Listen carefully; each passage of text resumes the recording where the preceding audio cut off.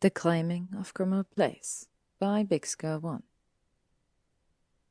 The Arrangement, Part 2. Tell me why again? On stage whispered as Goyle levitated a trunk down the hallway. You letting your house be infested by Slytherins? I don't know, Harry said warily. He rolled his bottle of pumpkin juice between his palms, taking comfort from the cool weight of the glass.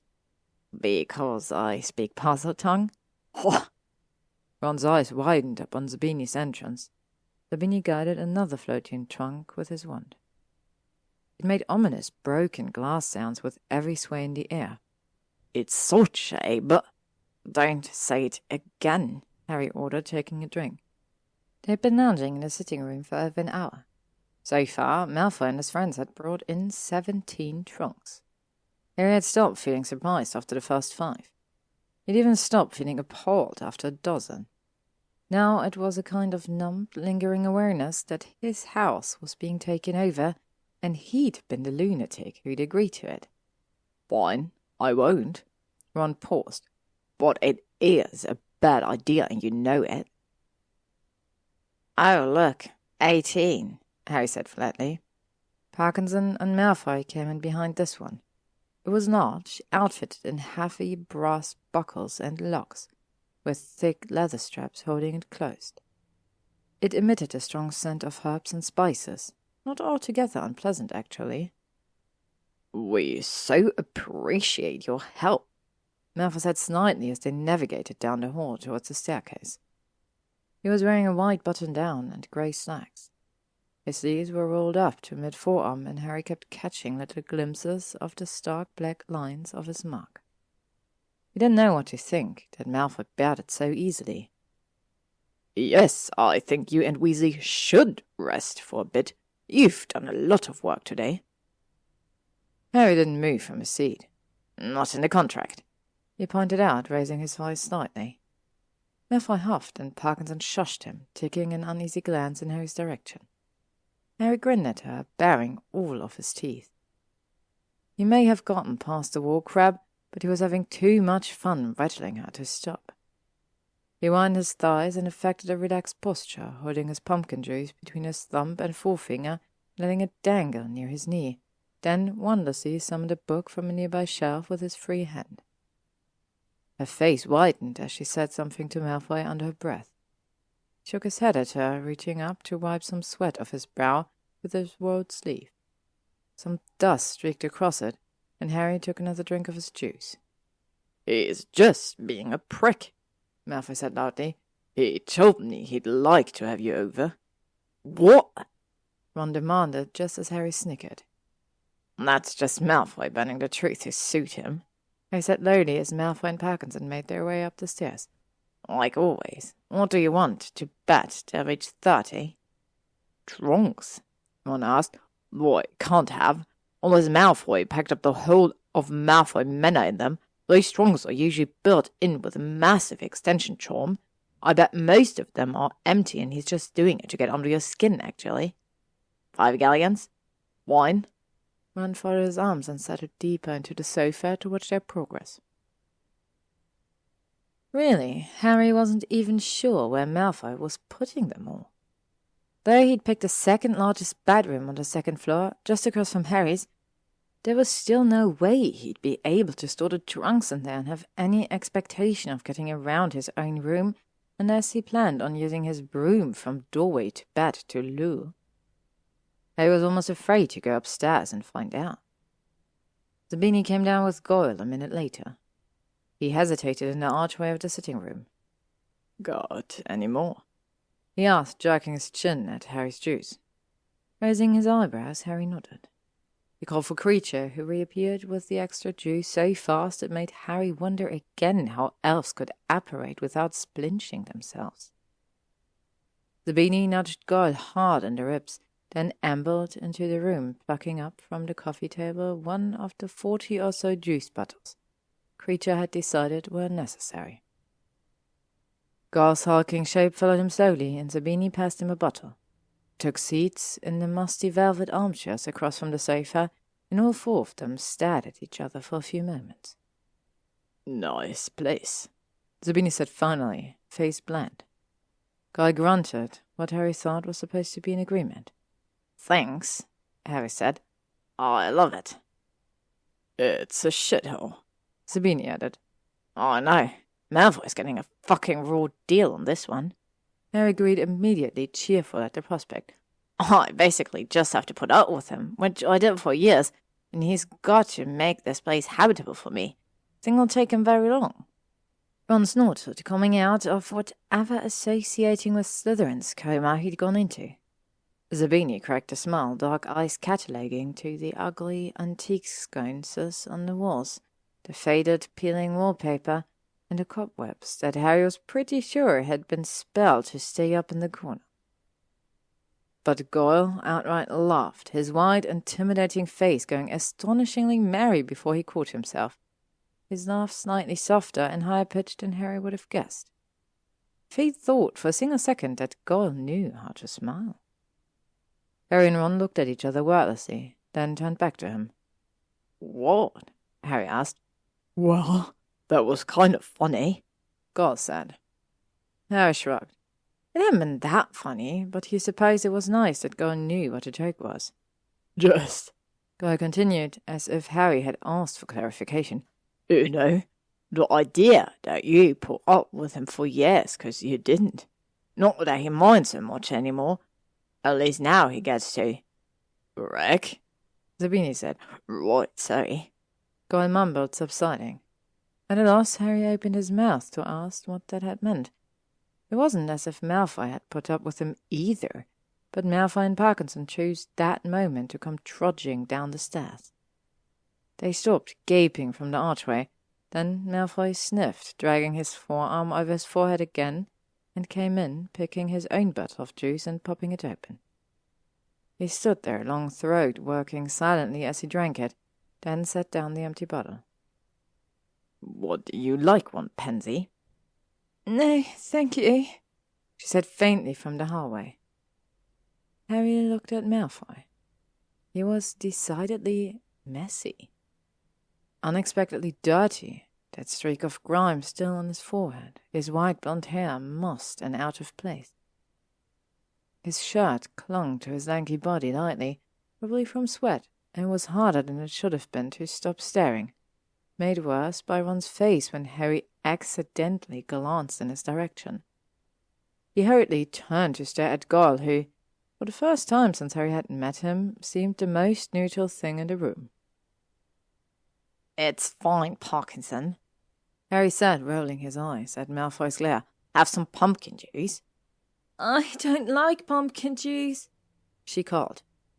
It's imported from France, Malfoy said.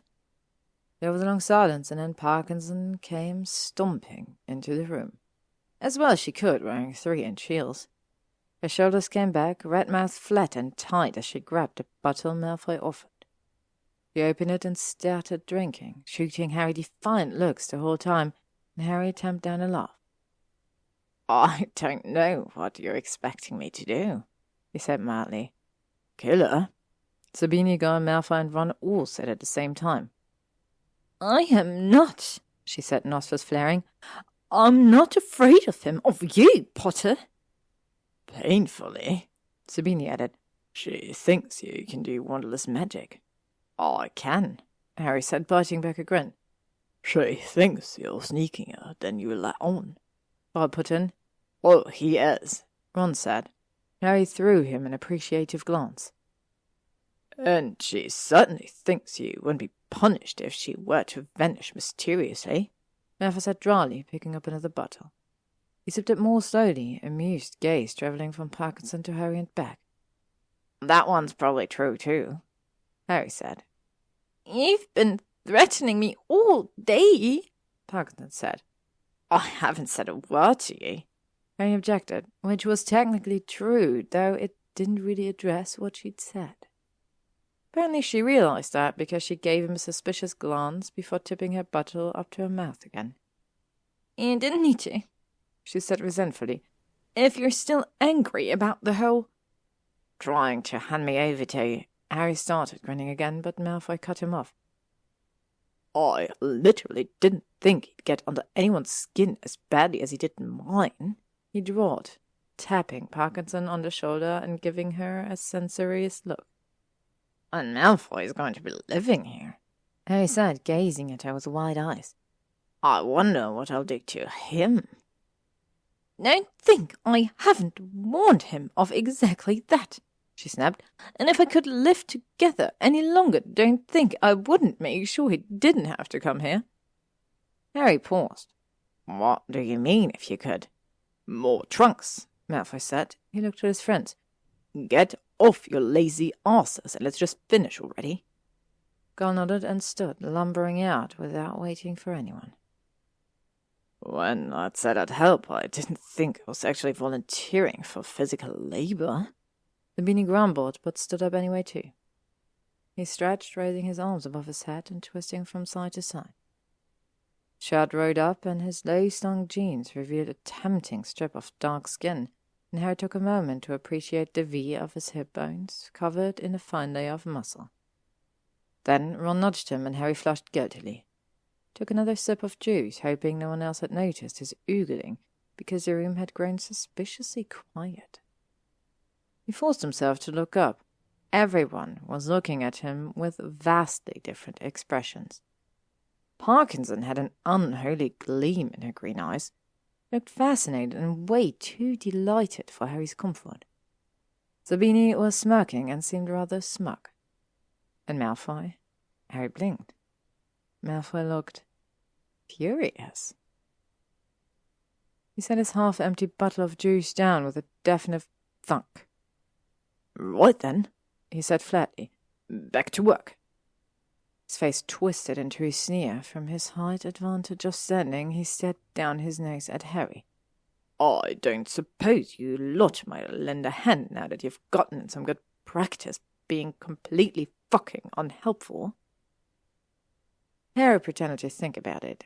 He considered offering when Gall and Zabini had sat down, but Malfoy's tone grated on his nerves. I don't know. I still feel way too helpful for my own good. I probably should practice some more. Ron? Yeah, not gonna happen, Ron said. Malfoy huffed, glaring at them in turn, grabbed Pansy's arm and hauled her out of the room, ignoring her little squawk of protest. Call me Blaze, Zabini started, smiling at Harry slowly. Blaze! Malfoy barked from out of Harry's sideline. Don't get ideas, you're wrong. Blaze shrugged and strolled out. What? I wasn't. I know full well how. Harry heard him say from the hall before his voice faded away. Harry sagged into his sofa and tipped Ron a look, then glanced away. I'd be more grossed out over you checking out as a beanie, Ron muttered quietly. If you hadn't been even worse about Malfoy. Really, Harry, why him? What? Harry asked, trying to brazen it out. Oh, God. Ron suddenly moaned, covering his face with both hands. I wish this didn't make as much sense as it does. I should have fucking known, shouldn't I, when you told me you'd pegged him to live here? Hermione's going to give me that look. Irritated, Harry shook his head. What? He asked again, sharper. It's a bad idea, Ron said again, rather than answering him. He is who he is, Harry. No matter what you might He coughed, a flush spreading up his cheeks. You know, think he looks like or whatever. Seriously, go after Zabini before you think about doing anything with Malfoy. I wouldn't. Harry lied defensive. His ears grew scorchingly hot when Ron simply looked at him, almost sympathetically. Harry winced. I really wouldn't, he said again, lowering his voice to a whisper. Just because I might find him attractive, I wouldn't. He's going to be living here. That wasn't the reason I picked him, you know. It would make things awkward. Besides, he's maybe not even into men. What do you mean, maybe? Ron asked instantly, latching onto that with an intensity that left Harry wanting to kick himself for the way he revealed too much when he got flustered. I don't know. There was a second one I thought that maybe he was. Well, it doesn't matter. He insisted. He's Malfoy, Ron. I mean, he did write Hermione that letter apologizing for calling her mudblood and for what his aunt did, and he testified against the remaining Death Eaters too.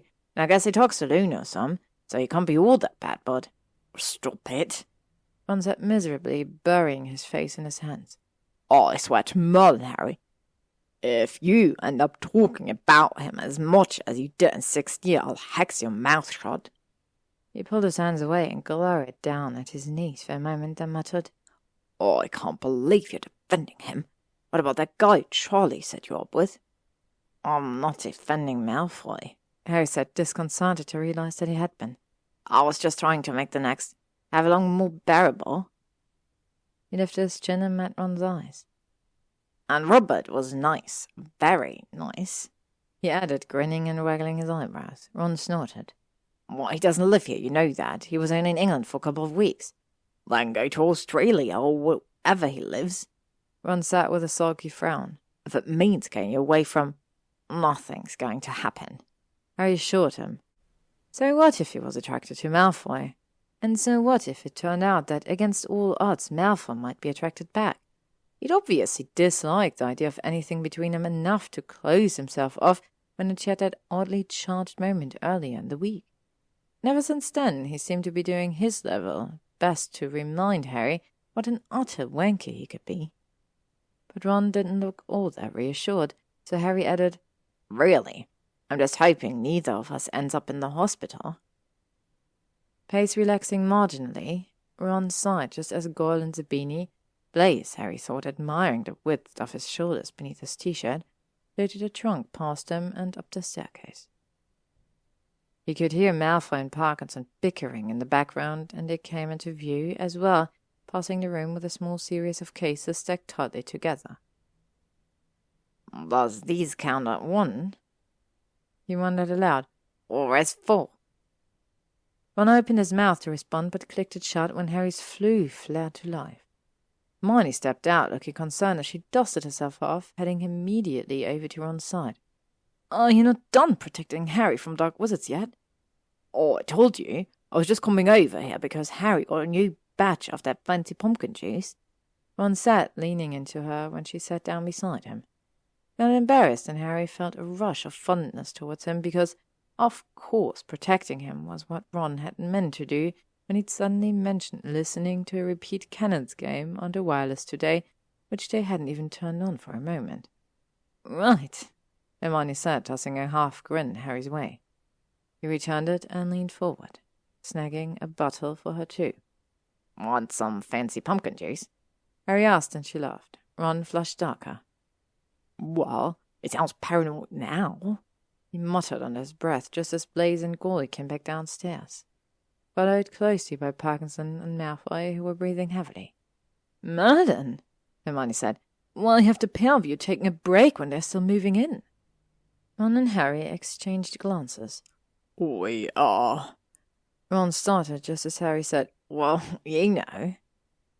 Her mouth drew down in a mew of disapproval. Do you mean to say you've been watching them move in for over an hour, and neither of you have lifted a finger to help? She demanded. Harry, I am Malfoy. I know you two used to really, but... She sighed, brushing her curls one-handed. He's going to be living here. Is that really the best way to start things off? We didn't want to get in anyone's way. They tried weakly. Ron nodded empathetically. Besides, it's just mean to watch people do all the work without pitching in, Hermione said, sounding put out. Her elbow connected with Ron's ribcage, and he gave a little oof as she stood, smoothing down her shirt. Which you both know, she said pointedly, then walked out of the room. Harry heard her soft voice greet someone and closed his eyes briefly, wondering how badly it would reflect on them if they just sat there and watched her too. But Ron was already standing and sighing heavily, which didn't bode well for his support system. It was one thing to have someone with him, as he didn't help Malfoy and his friends, but being the only one not to pitch in would look just plain bad. Come on, Ron said warily. There's probably only a few left. Don't want nothing, it's more than 40. Harry muttered, getting up. Ron made a sound of disbelief, but trailed after him. There were 46. 5 hours later, Harry lay sprawled on a sofa, sore and dusty from head to feet. After Malfoy had grudgingly accepted his and Ron's help, thinking Hermione more profoundly than Harry really thought necessary, they made relatively short work of levitating the remaining trunks and furniture up the stairs, where the mystery of storage had been revealed. Apparently, Grimmauld Place had expanded Malfoy's dressing room for each trunk. It had looked like a storage unit by the time they were done getting everything in. Malfoy had just looked at him disdainfully when Harry asked about it and said, "That's what the house ought to do, and it knows that I know it." "Then you better start teaching me." Harry had snapped, unaccountably annoyed and more than a little convinced that Malfoy's bedroom had gotten larger as well. Hermione had eased the tension by suggesting they organize, which no one but Malfoy had been interested in, but not one of them could find a way out of either. But with every direction Malfoy gave on where and how the trunks should be organized, the house responded, shuffling around until there were units within units, small cubbies and larger shelving spaces on the back. It organized and reorganized until Malfoy was satisfied and everyone but Hermione was exhausted. And then they'd all collapsed in the sitting room, talking dully and drinking the massive amounts of butterbeers Kreacher had insisted on supplying everyone until Blaise and Goyle had said their goodbyes, and Parkinson had reminded Malfoy that she wasn't going to be taking care of his turtle for a single second. That had spurred Malfoy into action, seemingly the only thing that could at this point. Looked twice as knackered as anyone else, and no wonder really, loath though Harry was to give him much credit in the does physical labor category. But he worked hard. Harry had seen it with his own eyes, and didn't even spare the time to do much more than cast a swift cleaning charm over himself before walking out with Parkinson and grumbling under his breath about the uselessness of friends. Harry let himself drift, feeling drowsy, the fire crackling merrily a few feet away. It lit up of its own accord after Ron and Hermione had taken their leave. The house had such a welcoming feeling to it all day, warm and cozy, like a home should feel.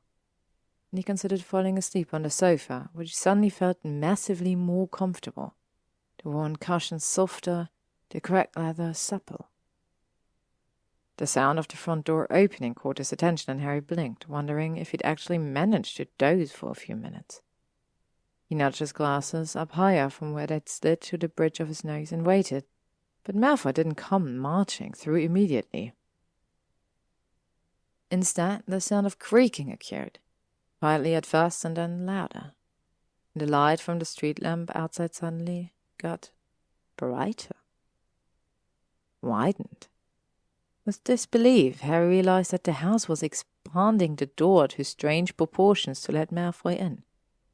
Sat up, dust falling from his hair in a soft, silent puff, and he shook his head in shock. Because Malfoy didn't have a turtle for a pet. "That's Harry pointed, words failing him. "Potter, meet Francis."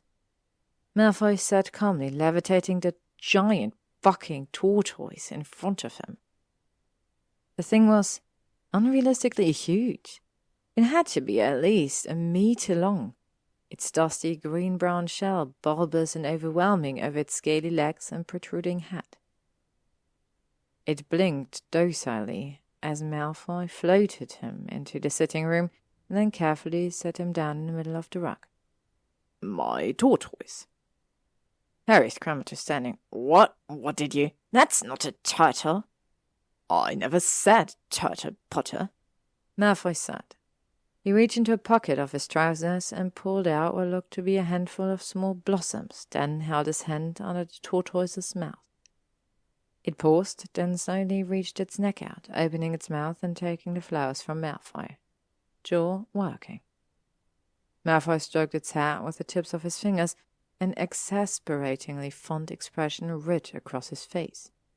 "I said tortoise, a Galapagos tortoise to be specific. He won't be any trouble." "Trouble?" Harry demanded. "Shouldn't it, I don't know, be on the Galapagos Islands or something? How are you expecting to take care of it? How did you even get it? God damn it, Malfoy, if I'd known you were going to pull some kind of stunt like this." Malfoy flicked him an irritated glance. It's not a stunt. He's my pet, and charms take care of his climate regulations just fine. We had him at the manor. He's been with my family for almost 4 generations. The peacocks were easy to find homes for. Merlin knows why they had horrible temperaments, but no one had the experience to take care of Francis. I wasn't going to just send him back to the island, thank you. He's domesticated, and magical as well. Besides which, I had never gotten to properly take care of him growing up. My father preferred the elves to do all of it. I had to sneak off if I wanted to see him. His sad voice going quiet, even as he darted glittering, challenging eyes to gawk Harry.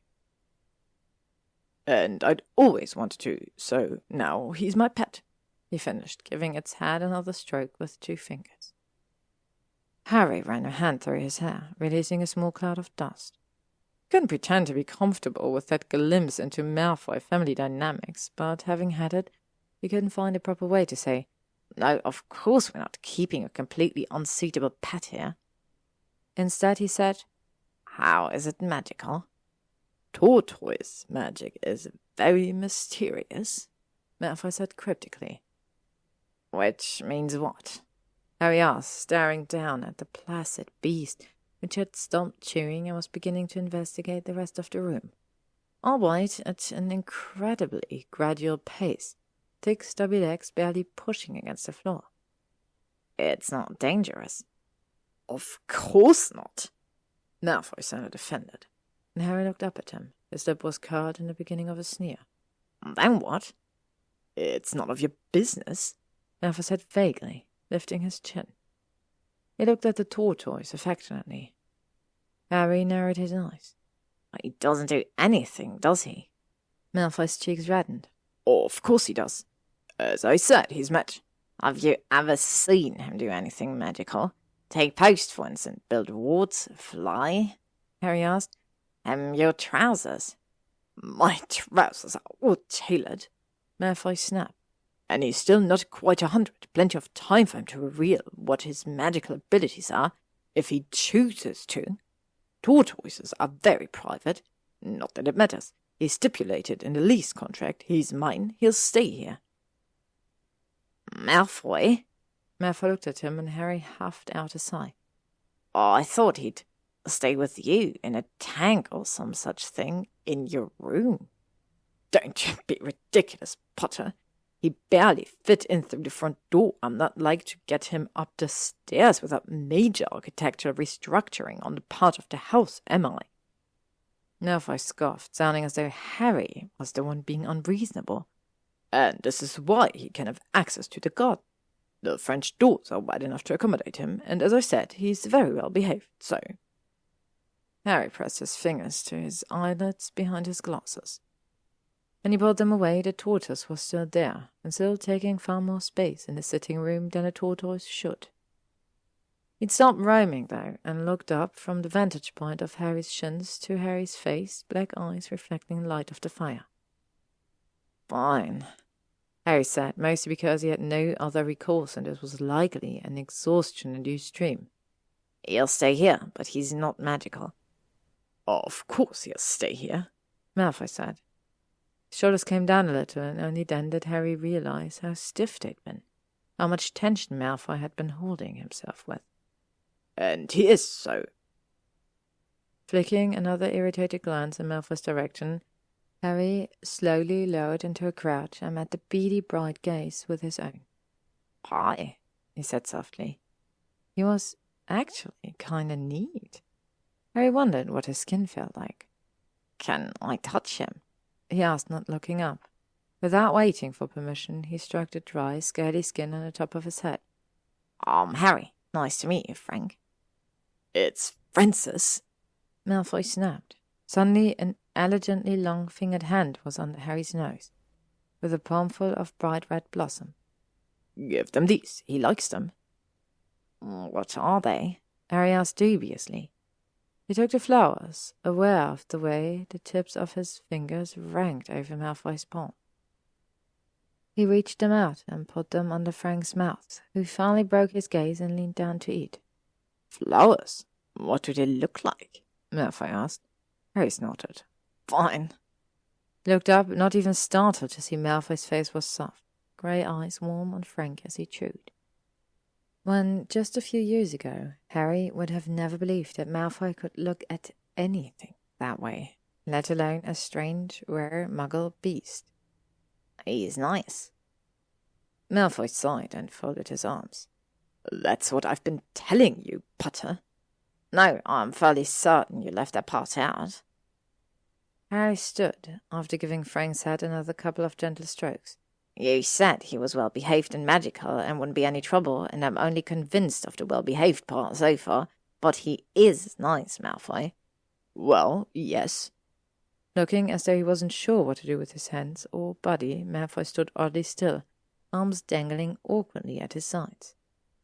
After a moment, he nodded again. He'll be fine here, but I'd better... Oh, right, Harry said after a beat. Bed. It's been a long day, Malfoy said.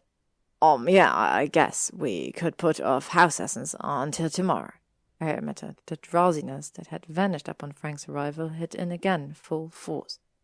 It's been well-mannered tonight. We'll start tomorrow. We'll start when I can, Malfoy corrected. He didn't sound mean, just tired. I'm otherwise occupied tomorrow. Oh. A little deflated, Harry nodded silently for a second. Well, then, I'll, be up in a second. Malfoy looked at him quite hard, eyes taking in Harry's face, and Harry tried not to shift uncomfortably. His clothes were filthy, and his hair felt more disastrous than usual. Okay, Malfoy said. Then, good night, Potter. Good night, Harry said awkwardly, shoving his hands into his pockets and sitting back down. I'll see you, I guess, in the morning. With one final searching look, Malfoy nodded, then swept out of the room. Harry heard the gentle tread of his feet on the stairs and let his head fall to the back of the couch with a sense of incredulity and pending doom. He'd done it. He was officially living with Malfoy. To be continued. Thank you for listening to this chapter of The Claiming of Grimmauld Place by bixgirl1. If you'd like to stay up to date on upcoming chapters and stories, you can follow me on YouTube, Spotify, or AO3.